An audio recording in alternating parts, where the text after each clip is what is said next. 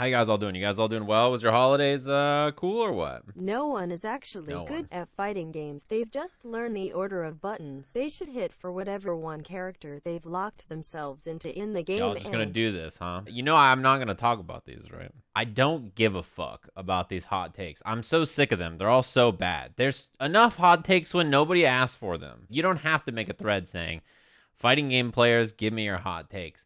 They just fucking do it anyway. I'm so sick of reading these shitty hot takes that are so bad. And if you just take like 3 seconds, you can dismantle almost all of them immediately. They're all so bad. I don't care about reading them. I don't care about people dunking on them. We've got better shit to talk about, chat room. I'm just so sick of it. I kind of glazed over this topic, but I did actually have something to say about hot takes. And then by the extension of hot takes, I did have something to say about negativity in the fighting game community. I saw a lot of comments and threads about on Twitter about this, and I was like very confused about this. When it comes to hot takes, in this case, it was Ace King Offsuit was like, hey, fighting game community, what's your hot take? It has like 2,000 quote tweets or something absurd, right? When you invite people to do that, you just make Twitter for a week horrible. Everybody's just spewing hot takes that are so easily dismantleable, right? You just like read them and you're like, this is so stupid. But for like a week and a half, you got to read this. But then I was thinking, like, why do people enjoy going on and doing this? And I didn't understand it. And I realized, like, Obama and like 3 other people were like, people just do it for likes and notifications and stuff like that.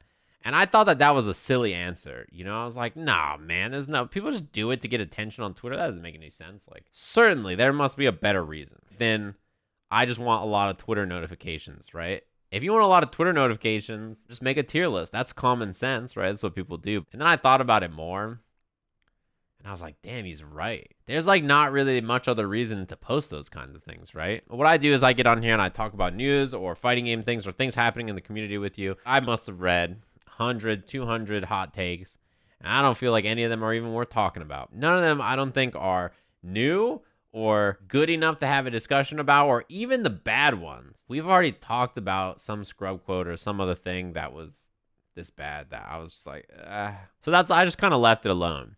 And then like what I realized a few days later is, I don't know if you guys saw this conversation. There was a lot of talk that was like, there's a lot of negativity in the fighting game community. You guys are so negative about stuff, and you really drag everybody down when you're so aggressively mad at the genre. And I was like, I don't really feel like I see that at all. I'm always just like, fighting games are cool. There's this cool fighting game thing to talk about. You know what else is dope? This thing that's coming out. Like, I feel like the things we talk about are almost always interesting, right? And then I thought about my Discord and my community, and I was like, my community just plays fucking Guilty Gear until 2 or 3 or 4 or 5 or 6 in the morning. They run weekly tournaments that are dope, and everything I do in my community is like super laid back and easy. And the more I thought about it, the more I was like, wow, the reason that there's so much negativity is because it's whoever they're fucking following or whoever they're engaging with about fighting games is just incredibly negative. And I think about this a lot when it comes to fighting games. It's very easy to lose the spark, to forget why you love fighting games or whatever hobby or thing you're interested in. I think the longer you engage with something, the easier it is to be burnt out about the positives about it, and the more you linger in what is the reality of it, and you only start to see the negatives. Things that used to be exciting to you will start to lose their luster, and eventually you'll just be like, man, you only see the downsides. You only see the things you're forced to live with every day. And if you don't sometimes sit and evaluate and think about what you like about the genre or what you like about your hobbies or anything like that, I think it's easy to lose track of that and find yourself going in a downward slope. I'd see some fighting game clip and I'd be like, damn, that was tight. And I look at the comments, or I look and there's people that I like know that are like, oh, it's so stupid that this thing happens and this works like this, and why is it dumb that this happens? Or like there's people where we watched the same thing, but when they watched it, they only saw things that they hated in it, that they despised. For me, there are points where I feel like, ugh, this stupid thing that happens, and I'm like, why am I so grumpy? I ask myself those things. I'm like, why am I so grumpy about this? And I realize it's just me being grumpy. What I'm looking at is fucking cool, and if it was another time, or if it was me in another place, I would think it's fucking cool. Who you surround yourself with, whether it's who you follow on Twitter, who you talk with them about, any of those things will shape that perception and how you feel about it. I think fighting games are fucking tight. So when I talk about them, I think they're dope, and my perception about them is usually very happy. And in their perception, it's just not the same. I realize this especially because my Discord is so full of new players that they are excited. They're like, oh shit, fighting games are fucking tight. I love fighting games. This is how this works. This is the coolest thing I've ever seen. And I think being around fighting game players who are new and feeling that way, and they're finding the spark of enjoying fighting games, helps me remember why I like fighting games. When it comes to people feeling that there's a lot of negativity on their timelines or negativity about fighting games, it's probably because they follow people who have been around in the scene for a long time, or people who spend a lot of time on Twitter engaging with just topics that are frustrating about the genre and stuff. And when you just play a lot of fighting games, you just hang out with people who play fighting games, you look at dope things that are happening in the fighting game community. I don't think I necessarily feel that way. And I feel like this about a lot of things, right? So like Runeterra is the card game I play, right? New expansion comes out, everybody's excited. It's the greatest thing ever. Some new deck will show up, everybody will be like, this new deck is so cool. Look at all these things it's doing. A week or two later, they're like, how have the developers not nerfed this deck into the ground? Fuck this deck. I hate this. Anybody who plays this, go fuck yourself. It just turns around so quickly. You could see that in every patching cycle for a video game. You can see that in every discussion. And like the thing is they don't even have the perspective of like, is this even super cheap or frustrating compared to the things that were good last patch or 2 patches ago or 3 patches ago? But, you know, that's just how it goes. I don't know, man. I think fighting games are tight.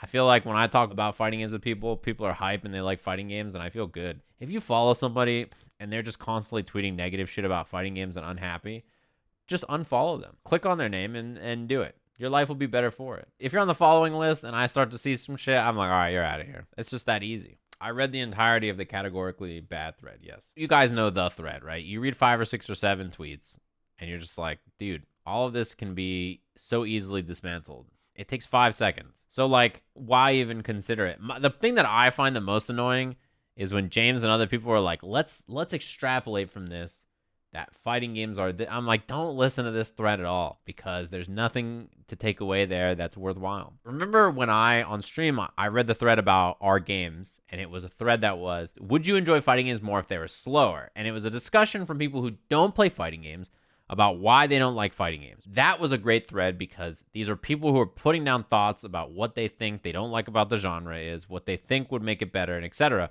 And when doing so, it gave us a platform, like a springboard, to say like, okay, if you like these kinds of games, if you think this would be perfect for you, this is the kind of game that fulfills those needs. But at the same time, the reason fighting games aren't built like this, this, and this is because this is what would happen to them. It was interesting to think about, right? Now think about instead this fucking 900 post hot take thread that is like fighting games are bad, and if you play Smash games, you're a pedophile piece of shit, and I hate you. And they're all bad because you just mash buttons, and they're like whatever this thread says on Twitter, where people are like, let's see if we can engage with this, right? Like, it's not the same thing. You have to use your eyeballs and this thing you got up here called the brain, and recognize that to sign up on Twitter.com, you need an email account and a keyboard. That's being generous about the qualifications, you know, for Twitter. Any old Johnny Donuts with a pair of shoes on their hands can slap together an email and a name and then type together a Twitter thread. So by engaging with this kinds of awful content, you don't create an interesting dialogue, you don't come away with an interesting discussion to look into, and you don't come away like learning something about the genre or finding a new perspective about it, and you finding that like, wow, that was a cool thing that I just got to like, you know, discuss fighting games.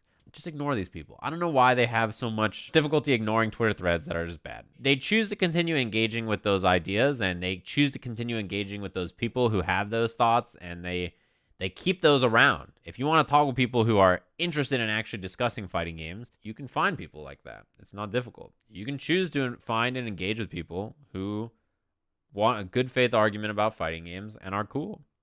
That's all there is to it. Listen. If you haven't realized by now that I play boring characters in fighting games, like, I've done a pretty good job of entertaining you. I tend to play pretty boring characters, the exception being Soul, probably. When they watch my footage, I think they were like, man, Punch Planet is so slow, but Sajam seems like he's having fun, and I feel bad. That's because I'm sitting there fucking Lunar, just throwing this all day, chilling, right? I'm having the fucking time of my life.